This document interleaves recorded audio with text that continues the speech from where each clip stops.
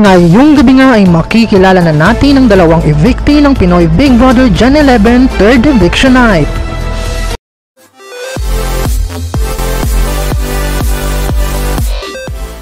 Sila nga ang mga nominado ngayong linggo. Ang mambitious chikadora ng Lithuania na si Noemi, ang charismatic partner ng Taguig, si Dingdong, at ang go-getter partner ng Manila na si Patrick. Ang si manluluto ng Bacolod na si Bricks. Ang optimistic ate ng Dumaguete na si Jazz. Sino ang gusto mong iligtas dahil ayon nga sa latest tally of votes na ilabas ng PBB ay makikita nga ang laki ng agwat ng mga boto. Samantala nagkaroon nga ng mga haka-haka mga netizens online na baka nga si Noemi at Jazz ang dalawang lalabas sa Pinoy Big Brother Gen 11.